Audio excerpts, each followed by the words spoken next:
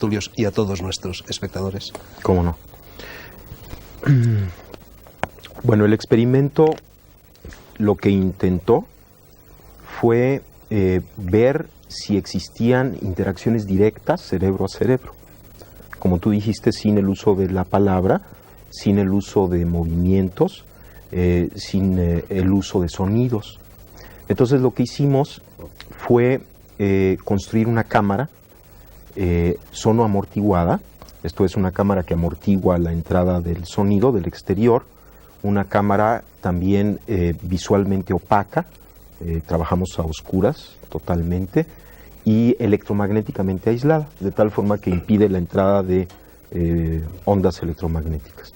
En esta cámara invitamos a una serie de parejas, siempre trabajábamos con parejas, a sentarse cómodamente, cerrar los ojos, no hablar, no tocarse, y en esta situación de ausencia de estimulación, lo único que existía era la presencia del uno y del otro. Más tarde o más temprano, lo que estas dos gentes empezaban a sentir era precisamente esto, la presencia del uno y del otro, hasta que llegó un momento en el que la sensación de la mayoría de ellos era que estaban en contacto directo. Un poco difícil definir, ¿no?, lo que sería el contacto directo. Se sentían uno al otro, sin necesidad de utilizar lenguaje.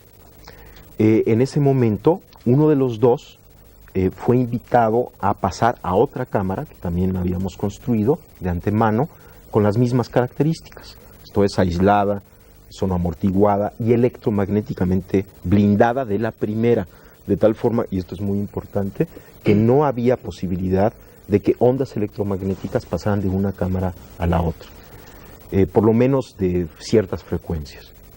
En esta situación les invitamos a permanecer en comunicación, o sea, seguir sintiendo la presencia uno del otro. El que se quedó en la cámara original fue estimulado, se le aplicaron una serie de destellos y registrada su actividad provocada ante los destellos, lo que llamamos un potencial provocado. Un potencial provocado, pues, es la respuesta de la corteza ante el estímulo. Es una respuesta muy conocida. Y simultáneamente estábamos registrando la actividad cerebral de la otra persona que no fue estimulada, que no sabía que su compañero estaba siendo estimulado, y lo que observamos es que cuando aparecía un potencial provocado en la persona estimulada, en la otra persona también aparecía un potencial que era sincrónico con la aparición del estímulo, con la presentación del estímulo. A esto le llamamos potencial transferido o potencial de transferencia, y lo que está indicando es que un cerebro de alguna forma estableció contacto con el otro cerebro en forma directa, y lo que le sucedió al primer cerebro tuvo repercusión en el segundo cerebro, sin que necesariamente mediara la conciencia.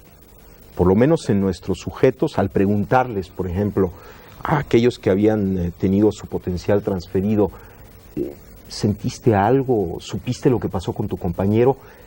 Decían, bueno, creo que algo sucedió, pero no estoy seguro. O sea, no había necesidad de que el evento fuera consciente para que sucediera, para que el cerebro lo registrase. Ahora, ¿qué consecuencias? ¿Cuáles son amplísimas, ¿no? Porque en primer lugar nos está diciendo que el límite de la actividad cerebral no es el cráneo, ni siquiera la estructura cerebral, sino que hay un nivel de actividad cerebral que, por así decirlo, trasciende la misma estructura. Y esto se puede explicar de muchas formas, como dijo antes el profesor Delgado. Lo importante en el cerebro son las interacciones interneuronales. Esto es lo que da la inteligencia, lo que da la capacidad cognitiva, etcétera, etcétera.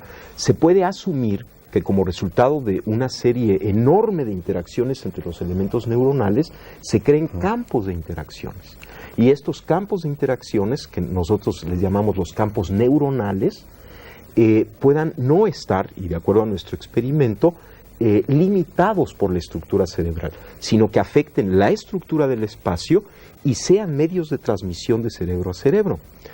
Ahora, esto indica que cada uno de nosotros está interactuando todo el tiempo sin que lo sepamos, sin que necesariamente tengamos conciencia de ello, entre nosotros. Existen interacciones, de tal forma que así como hay una red de interacciones interneuronales, podemos suponer la existencia de una red de interacciones intercerebrales.